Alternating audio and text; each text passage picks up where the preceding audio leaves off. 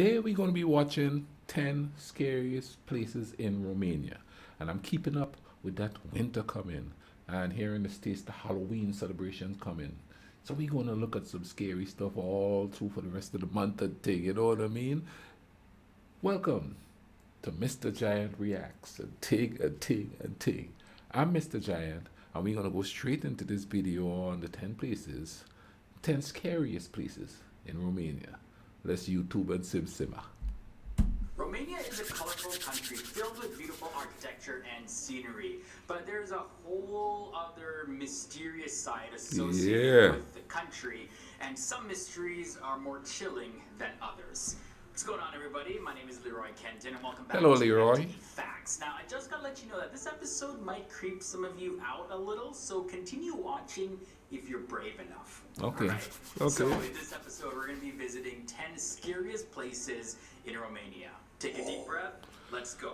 Starting off at number 10, we have Dracula's castle. Although the vampire Dracula is a fictional character, the actual castle that his fictional castle is based on is very real. Its real name is actually Bran Castle, and it sits on a cliff and is believed to be haunted by the spirits of the criminals who were executed by the former ruler of Wallachia, Vlad the Impaler. Vlad really enjoyed punishing criminals, as the story goes, hence the name Impaler was given to him. The castle is quite similar to Dracula's castle described in Bram Stoker's novel of Dracula. Next up at number 9, we have the Poenari Castle. All castles? This is believed to be haunted by the spirit of Vlad the Impaler's wife, who jumped off a cliff. This fortress was used by Vlad the Impaler himself on certain occasions. However, it's not his spirit that haunts it. It's believed that his wife had to choose between ending her own life or being captured by the Turks. She decided to jump off a high cliff by the castle, and people have said that they have seen orbs of light at nighttime where she supposedly took her own life. The Corbin Castle comes in at no... Comment down below, okay? Tell me this. Do you believe in ghosts? And also, if you had any sort of encounters with a ghost, comment down below and hit us up with that. You know what I mean? Let us know what you saw, you know, how you felt and things like that. Do I have any encounters with a ghost?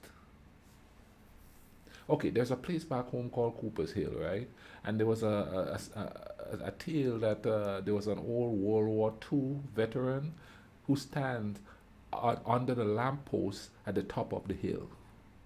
Did I have an encounter with him? I thought I did.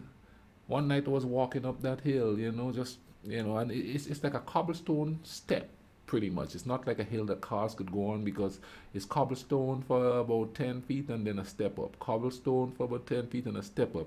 And I looked there and lo and behold, there's someone standing under there, motionless, wearing all dark. And of course, it's a country with people of African origin, so, you know, it was just a dark figure. There was any illumination whatsoever on the person's skin. And then I'm standing there thinking, oh, should I go up or should I turn around and take the other road?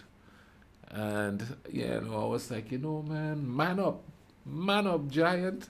Go up there, you know. So I'm walking up there, and then the closer I get, but the person wouldn't move. And I kept getting closer, and they wouldn't move.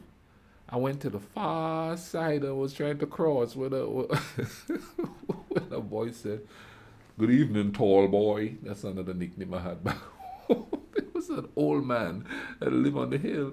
He's standing up there, just standing there. I guess he was looking, because when you get to the top of the hill, you could overlook the natural harbor, and you could see the lights, and you could see the moon and the sunset. I guess he was just standing there taking in the scenery. But that dude scared me.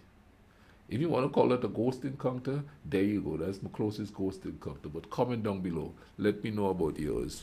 Number 8. Allegedly, the castle's dungeon is the place where Vlad the Impaler himself was imprisoned for years, which caused him to go insane, and his thoughts became increasingly darker.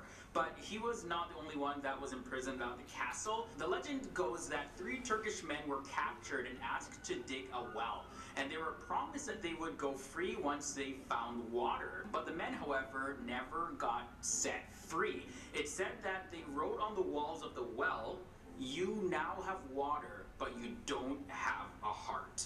Now we journey into the Devil's Precipice. What? The village of Cosminelli is said to be haunted by the spirits of the dead who are trying to protect hidden treasure. The village of Cosminelli, also known as Devil's Precipice, has a hidden treasure that no one has been able to find. It's believed that this place is haunted by spirits of those who are trying to protect this buried treasure, and that's where it got its name from, the Devil's Precipice. Those who have tried to look for the treasure have found themselves kilometers away from the area that the treasure is supposed to be. People still have no idea how they moved or even who moved them. It's like they suddenly teleported to a different location. Visitors have also reported hearing weird noises and strange sounds. Yeah, that's very creepy. Giovanna is up. Hearing strange noises and weird sounds. Huh. As I'm watching this, they're talking about this hill and, the spirits of people being there and all of that. Well, here's the deal. Here's the deal. And it's about another hill again. It's a hill called Bailey's Hill. And that's where my brother's ex-wife family live up Bailey's Hill. And right behind them is an old prison, which is the main prison still on the island. And the prison was built in the 1600s too. Lots of crazy stories about that, and someday I'll tell you guys the stories I've heard from other people about it. I've been in that prison, and I call it a dungeon. It was dark in there. But on this hill, normally I'd go up on this hill to see my brother, or to see my nieces and nephews. But then I used to come down before the night, you know what I mean? Because there was no street light, and this hill, you're going down this really steep hill, and it's a gravel hill. You could slip and fall, and boom, there's like, I wouldn't call it a precipice, but it's a pretty steep drop down into another part of the island called Belmont, or is it Springs? I think it's Belmont. So I always, and another thing about that hill too is, two cars cannot go past that hill, and so if you get caught coming down there and there's two cars coming, you ain't really got nowhere to go but in the bushes, But I remember one night I stayed too late up there, and I'm walking down the hill, and all of a sudden I heard this whistling, and it's a chorus of whistling, you know what I mean? And then the branches will shake and go. I was like, what the bumbleclot is that noise? You know what I mean? My brother, on the other hand, my oldest brother, Desmond is his name, would tell me these stories. Yeah, man, they said there's ghosts in there, and if you don't get past there before midnight, yeah, they're gonna grab you. You know what I mean? Now, I still went up there to visit him, but I always made sure I came down in daylight. But a couple of times I got caught up there, and it's just this eerie whistling that was going on. Never heard it during the day when I was coming down there, and there's always a slight breeze, a nice gust of wind whenever I heard the whistling. Well, years later, come to find out what was happening up there. There was no bloody ghosts in there. What was happening there was the wind was whistling through a grove of bamboo back in the woods. The wind was rustling through there, making all kinds of like eerie noise. Ooh, that's what it sounded like. It sounded like human beings singing at a funeral. That was scary. Do I believe in ghosts by telling these stories? I don't know, man. If there is ghosts, I don't want to see one. I don't know about you, but what's gone is gone. I'm not going to come back and haunt nobody. I don't want nobody to come back and haunt me. That's my time to rest. Let's get back to the video.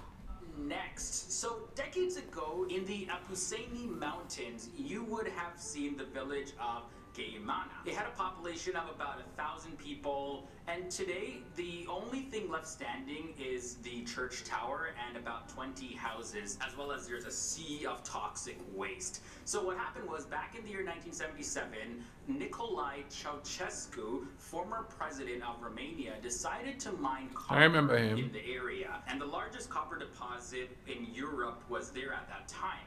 But then locals sensed that something really bad was approaching.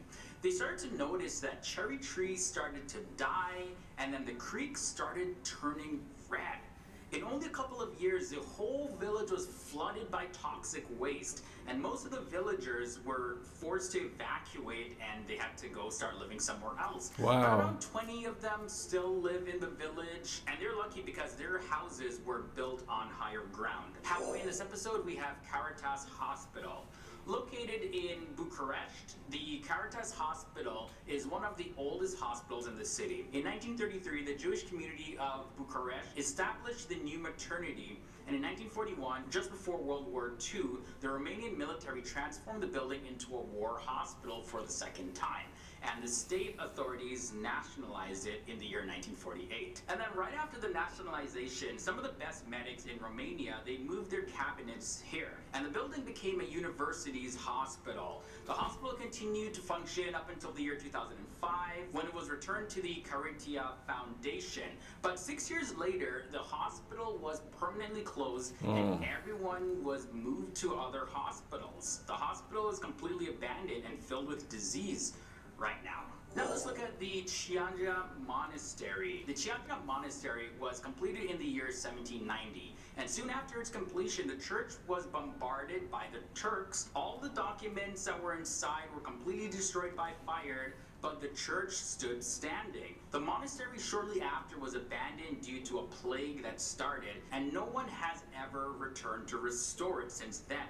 And the crazy thing though is that after the 1977 earthquake, the bell tower of the church fell and was washed away by the river, and locals say on nights where there's a full moon, the church bell can be heard, leading many to believe that the church is haunted with spirits. Ooh, the Witch's Pond is next at number 3. In the Boldu Crătești forest near Bucharest, magic and rituals happen frequently here. This location is completely filled with all kinds of sorcery. Witches perform their rituals here every single year during the Saznianeli celebration in June. Also, the place just never dries up, and it never expands, and neither rain nor the lack of rain affects the pond in any way. Wow. Even animals can sense that something is up with this pond because it's said that they never even drink water from there. At number 2, we have the Chismigiu Hotel. This hotel was left in ruins in the year 1970, and in the year 1990, the Theater Academy turned it into a residence for students. But one weekend, a young girl fell down an elevator shaft because it was so dark she hadn't even realized that she wasn't actually stepping into a room. And as the story goes, for about 3 hours, she screamed for help, but no one heard her. This was because on this particular weekend, almost all of the students had gone home, and since then, people report hearing her screams for help in the rooms and hallways of the hotel. Our final scariest place in Romania is the Hoia Baciu Forest. And now this is considered to be the world's most haunted forest. There's a whole slew of unusual phenomena that happens, like creepy voices, lights coming out of nowhere, strange shadows, and apparently there's a portal that leads to a parallel universe. It literally has everything that you see in the movies. That's crazy. People who have gone into the forest have suffered from burns on their skin, headaches, anxiety, among other things, and others have said that spirits are haunting the forest. The forest also has this spot of land where nothing actually grows there. So you know me, I'm not gonna go and travel into that forest to see if it's haunted or not. I'm just gonna keep myself over here. So guys, let me know, would you I feel you, my travel to brother. any of these places, and do you believe that places can actually be haunted? Sound off in the comment section down below. That's all I have for you in this episode. Okay, now this one was really cool. I enjoyed this one. This was some real creepy places. You know what I mean? I'm gonna look for more about creepy places in Scotland and creepy places all over the. I want to continue this series going here. You know what I mean? With winter coming and all of that. But wow, like I said before, comment down below if you believe in ghosts, and also comment if you have any encounters with ghosts. And also people, if there's any ghost stories that's prominent where you from, where you live, all right? Now, I'll leave a link in the description to all my videos on Romania here, because I'm on a Romania fascination tour. Hope you guys enjoy this with me, man. Y'all take care of each other, all right? Cool runnings.